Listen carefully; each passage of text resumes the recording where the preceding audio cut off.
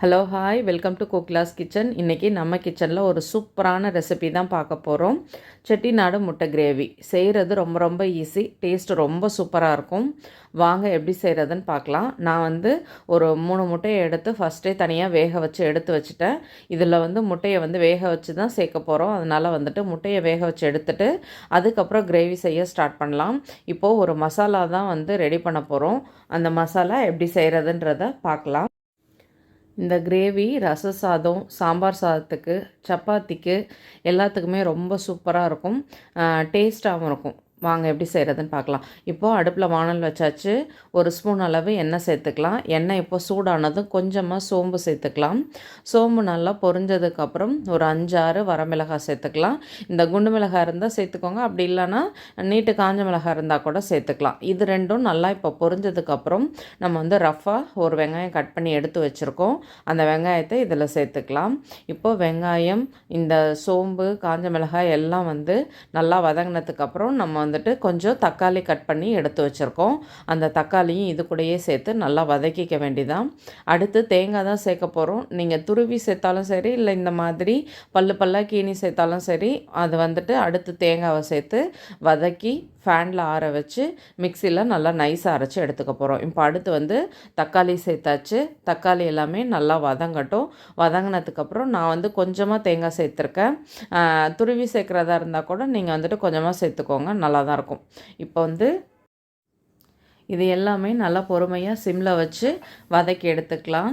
இப்போ பாருங்கள், இது எல்லாமே நல்லா வதங்கிடுச்சு. இப்போது நம்ம ஆற வச்சுட்டு மிக்சியில் நைஸாக அரைச்சி எடுத்துக்கலாம். இப்போ அதே வானலில் கொஞ்சம் எண்ணெய் பேலன்ஸ் இருந்தது, இன்னும் கொஞ்சம் எண்ணெய் சேர்த்துக்கலாம். எண்ணெய் சேர்த்துட்டு சின்ன துண்டு பட்டை, கிராம்பு, ஏலக்காய் சேர்த்துருக்கேன். கொஞ்சமாக சேர்த்தா போதும். இது கூட கொஞ்சமாக சோம்பு, இது எல்லாத்தையும் சேர்த்து நம்ம எண்ணெய் சூடானதும் அதில் போட்டு நல்லா பொரிஞ்சதும் கொஞ்சமாக கருவேப்பிலை சேர்த்துக்கலாம். கருவேப்பிலையும் இப்போ நல்லா பொரிஞ்சதுக்கப்புறம் நம்ம கட் பண்ணி எடுத்து வச்சுருக்க வெங்காயத்தை இதில் சேர்த்துக்கலாம். வெங்காயம் சேர்த்து இப்போ இதை நல்லா வதக்கி விட்டுடலாம். இதில் இப்போ வெங்காயம் வதங்கினதுக்கப்புறம் இந்த கிரேவிக்கு தேவையான அளவு உப்பு சேர்த்துக்கலாம். உப்பு சேர்த்ததுக்கப்புறம் வெங்காயம் இன்னுமே நல்லா சாஃப்டாக வெந்துடும். அதுக்கப்புறம் 1 டேபிள் ஸ்பூன் அளவு இஞ்சி பூண்டு பேஸ்ட்டு அதையும் சேர்த்துட்டு இதோட பச்சை வாசனை போகிற வரைக்கும் நம்ம பொறுமையாக வதக்கி எடுத்துக்க வேண்டியதான். இப்போ பாருங்கள், இஞ்சி பூண்டு பேஸ்ட்டும் சேர்த்தாச்சு. இதை சேர்த்துட்டு நல்லா சிம்லே வச்சு இதை பச்சை வாசனை போகிற வரைக்கும் வதக்கணும். ஹையில் வச்சு செய்யக்கூடாது, ஏன்னா கருகிடும். அதுக்காக தான். இப்போ நம்ம கொஞ்சமாக இதில் தனி மிளகாத்தூள் சேர்த்துக்கலாம். அப்போ தான் அந்த கலர் கிடைக்கும். மிளகாய் நம்ம சேர்த்துருக்கோம், அந்த காரமே ஓகே தான். இருந்தாலும் கொஞ்சம் கலர் கிடைக்கிறதுக்காக நான் தனி மிளகாத்தூள் சேர்த்துருக்கேன். அடுத்து நம்ம கட் பண்ணி எடுத்து வச்சுருக்க தக்காளியை இதில் சேர்த்துக்க வேண்டியதான். இப்போ கொஞ்சமாக தக்காளி இதில் சேர்த்து அதையும் நல்லா வதக்கி எடுத்துக்கலாம். இப்போது இதை நல்லா வதக்கினதுக்கப்புறம் நம்ம அரைச்சி எடுத்து வச்சுருக்கோம் இல்லையா, அந்த பேஸ்ட்டை தான் இதில் சேர்க்க போகிறோம். இப்போ பாருங்கள், தக்காளி வதங்குறதுக்காக ஒரு 2 நிமிஷம் நம்ம மூடி போட்டு எடுத்து வச்சோம்னா தக்காளி நல்லா சாஃப்டாக வதங்கி வந்துடும். அதனால் நம்ம இதை ஒரு 2 மினிட்ஸ் மூடி போட்டு வச்சு அகைன் நம்ம அதை கலந்து விட்டாச்சு. இப்போ நம்ம அரைச்சி எடுத்து வச்சுருக்க இந்த பேஸ்ட்டை இதில் சேர்த்துட்டு நல்லா கலந்து விட்டுக்க வேண்டியதான். இப்போ பாருங்கள், தக்காளி வெங்காயத்தோட இந்த பேஸ்ட்டும் நல்லா கலந்து இது கொஞ்சம் நல்லா அப்படியே எண்ணெய் பிரிஞ்சு வரும். அந்த ஸ்டேஜில் நம்ம வேக வச்சுருக்க முட்டையை நல்லா கீரல் போட்டு இதில் சேர்த்துக்க வேண்டியதான். இப்போ பாருங்கள், நான் மூடி போட்டு வச்சுருக்கேன். லைட்டாக எண்ணெய் பிரிஞ்சு வந்துடுச்சு. இப்போ முட்டையை நம்ம இதில் சேர்த்துக்கலாம். முட்டையை வழக்கமாக நம்ம 4ஆக கட் பண்ணி அதை கொஞ்சம் கொஞ்சம் அங்கங்கே கீரல் போடுவோம் இல்லையா, அதே மாதிரி போட்டாலே சரியாக இருக்கும்.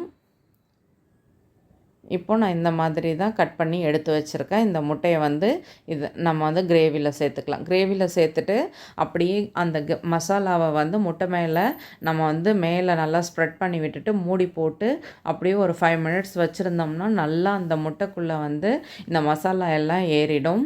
இப்போ பாருங்கள், முட்டை கிரேவியில் சேர்த்தாச்சு. நல்லா இதை மிக்ஸ் பண்ணி விட்டுட்டு அதுக்கப்புறம் மூடி போட்டு நம்ம ஒரு 5 மினிட்ஸ் வச்சுருந்துட்டு அடுத்து ஆஃப் பண்ண வேண்டியதான். இப்போது மூடி போட்டு வச்சிடலாம். இப்போது நல்லா எண்ணெய் பிரிஞ்சு வந்துடுச்சு. நம்ம இன்னொரு வாட்டி அடி பிடிக்காத மாதிரி நல்லா கலந்து விட்டுற வேண்டியதான். கலந்து விட்டுட்டு லாஸ்ட்டாக மல்லித்தழை போட்டு இறக்குனோம்னா சூப்பராக நம்மளோட முட்டை கிரேவி வந்து ரெடி ஆகிடும். இப்போவே சூப்பராக ரெடி ஆகிடுச்சு.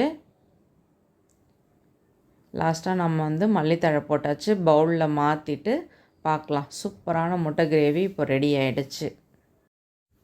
சுட சுட சூப்பராக நம்மளோட செட்டிநாடு முட்டை கிரேவி ரெடி ஆகிடுச்சு. நீங்களும் வீட்டில் ட்ரை பண்ணி பாருங்கள். கண்டிப்பாக உங்களுக்கு பிடிக்கும். வீடியோ பிடிச்சா லைக் பண்ணுங்கள். என்னோடய வீடியோ உங்களுக்கு யூஸ்ஃபுல்லாக இருந்தால் சப்ஸ்கிரைப் பண்ணிக்கோங்க. மறக்காமல் செஞ்சு பார்த்துட்டு உங்கள் கமெண்ட் சொல்லுங்கள். இந்த மாதிரி இன்ட்ரெஸ்டிங்கான ரெசிபிஸ் பார்க்கலான்னா குக்லாஸ் கிச்சனை ஃபாலோ பண்ணுங்கள். உங்கள் லவ் அண்ட் சப்போர்ட்டை எப்பொழுதுமே கொடுத்துக்கிட்டே இருங்க. தேங்க்யூ.